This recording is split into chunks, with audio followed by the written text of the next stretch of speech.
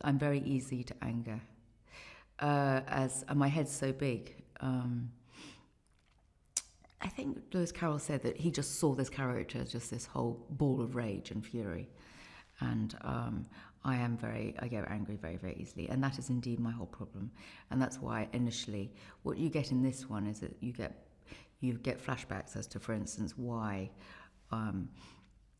my head has got so big, because that is my big problem, and it does come out of the fact that I get angry very easily.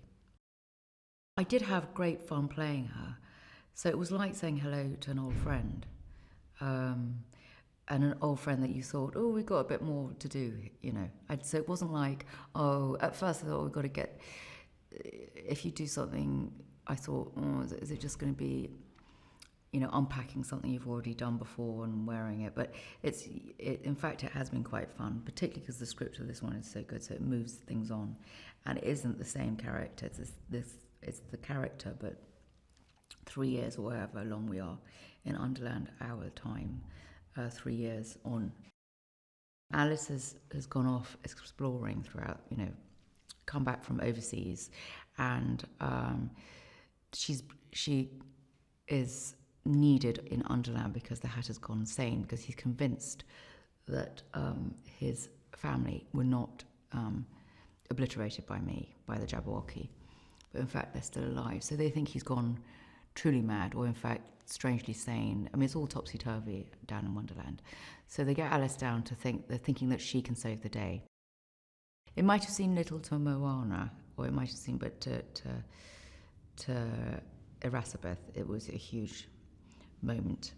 It often happens with bullies anyway, that they're in fact the least secure and the most frightened inside. So she's a sort of archetypal bully, Iracebeth, and you understand and find out why she became what she did. And frankly, at the coronation, you're like, well, of course she's, they're horrible to her, because they will start laughing in my big head. And no one sticks up for me, not even my mama or dada. You have Mia, and then Anne and the Tweedles, and seeing everybody back. So it's sort of a real strange and sensation. And fun. I mean, Johnny's always exciting to see, because you never know what he's going to come as, really. And he's always got way too much on. I mean, I always think I got too many props on and too many what's. But I basically always have costume envy with him. But yeah, it's a real gift to have a chance to have a go at a part again, because you never do, usually. You do a part in a film. It's not like doing a play where you can try again each night. You only get you get takes, but you don't really have a stab at playing the whole thing, or playing a whole part, or embodying it again. I think they did say it was given that she became sort of practically Joan of Arc by the end, slaying the Jabberwocky. And she's not, in the book, Alice could have been, and also if you actually play her as a 10-year-old or an 8-year-old,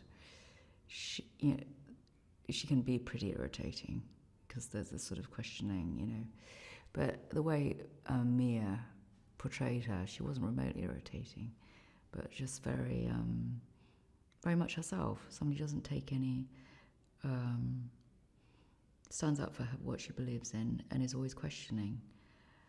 But going through her own journey, but very, very much her own self. In the first one, the Queen was so sort of self-centered. In a way, she didn't have any relationships with anyone, possibly because she has been so hurt. She had Stain, but it's a question of, and I felt it was a massive self-defense mechanism. If somebody barks, she doesn't really listen to anyone. She barely looks at anyone, because she's so vulnerable inside.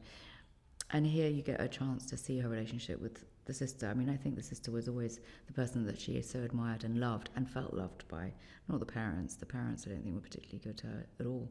But I think that was a fundamental relationship. So Anne's character, Morana, is the one person that the Red Queen is receptive to, scared of, angry with, confused, and just open to emotionally. So it's been great just being able to act with her and trying to do different, not just listening, which is all the acting, and developing our characters, I guess.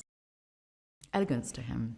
And that's usually not necessarily associated with the director, only because directors are under a huge amount of stress. He wears the stress of it incredibly graciously. And also it's a real quiet confidence. I mean, having said that, I haven't seen anything that I haven't seen any of it, but everyone seems incredibly impressed by him.